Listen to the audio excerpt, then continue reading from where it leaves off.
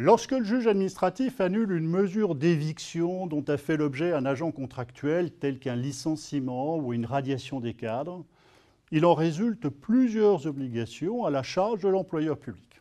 Les unes sont obligatoires et n'exigent en principe aucune démarche préalable de l'agent. Il s'agit de la réintégration ou de la reconstitution des droits sociaux. L'autre est facultative et exige des démarches de la part de l'intéressé. Nous allons présenter successivement ces trois obligations. La première obligation à la charge de l'administration est la réintégration de l'agent.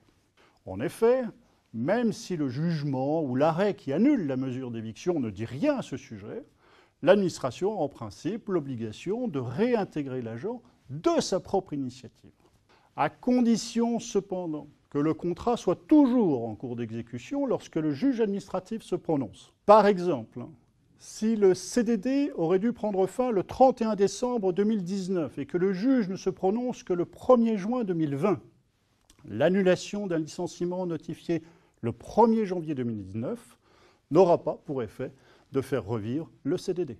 Aucune mesure de réintégration ne sera alors nécessaire. En cas de réintégration, celle-ci se fera sur l'emploi occupé par l'agent avant son éviction, notamment lorsque les stipulations du contrat d'engagement déterminent de manière précise l'emploi sur lequel l'agent est recruté et si cet emploi ne dispose d'aucun équivalent au sein de ses services. En d'autres termes, la réintégration sur un autre emploi ne sera possible que si trois conditions sont réunies.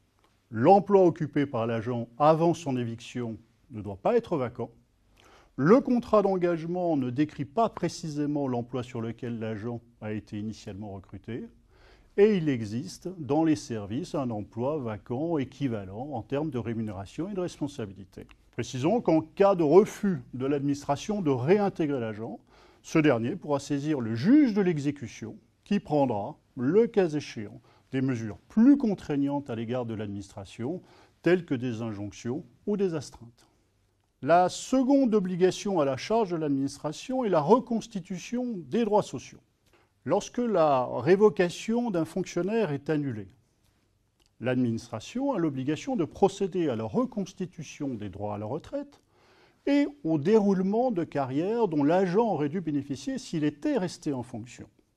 Pour les agents contractuels, la reconstitution de la carrière n'a pas lieu d'être, ces derniers n'ayant pas de déroulement de carrière, proprement dit, conformément à une jurisprudence constante sur ce point. En revanche, et ici encore de sa propre initiative, l'administration devra reconstituer les droits sociaux, soit les droits à la retraite de l'agent. L'opération peut être complexe, notamment si l'agent a eu une activité professionnelle pendant la période d'éviction du service. Il faudra effectivement procéder à une reconstitution sur la différence entre les droits à la retraite perdus et ceux qui ont été acquis sur la même période.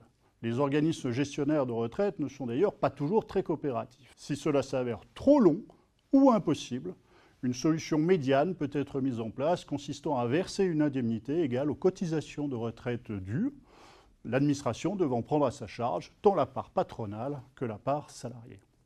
La troisième obligation à la charge de l'administration est l'indemnisation du préjudice. À la différence des précédentes obligations, la réparation des préjudices subis par l'agent du fait de son éviction illégale n'est pas automatique. En effet, d'une part, l'agent doit adresser à l'administration une demande préalable et c'est uniquement en cas de refus de l'administration qu'il pourra saisir le juge administratif d'une requête indemnitaire. Pour mémoire, on rappellera que ces demandes peuvent être présentées avec la requête en annulation, mais ce n'est pas une obligation. D'autre part, toute illégalité n'ouvre pas droit à réparation. Aucun préjudice ne sera indemnisé si la mesure d'éviction est annulée pour un vice de forme ou de procédure. Dans la mesure où la même décision aurait pu être prise, sur le fond, le juge administratif considère qu'il n'y a pas de lien de causalité suffisant entre la faute commise et les préjudices dont il est demandé réparation. Il s'agit d'une jurisprudence sévère pour l'agent, mais constante. Si ces deux obstacles sont franchis, l'agent pourra prétendre à la réparation intégrale du préjudice qu'il a effectivement subi du fait de la mesure illégalement prise à son encontre. Traditionnellement, on distingue trois chefs de préjudice. Première part, les troubles dans les conditions d'existence. Ce sont les bouleversements de vie au quotidien subis par l'agent, tels que la perturbation dans la vie de famille, l'obligation de quitter la commune de résidence pour trouver un nouvel emploi. Le juge administratif prendra en considération les pièces justificatives présentées et vérifiera le lien de causalité qui n'est pas toujours évident. Le deuxième chef de préjudice indemnisable est le préjudice moral qui revêt toujours un caractère un peu subjectif. Enfin, l'agent peut prétendre à la réparation de son préjudice financier. Pour ce faire, l'administration doit prendre en compte l'ensemble des revenus nets qu'aurait dû percevoir l'agent s'il était resté en fonction avant impôt sur le revenu, dont on déduira les revenus de toute nature, y compris les allocations chômage, perçues par l'intéressé durant la même période. Cette jurisprudence est constante depuis 1933, même si récemment, le juge administratif a accepté de l'amender sur un point précis.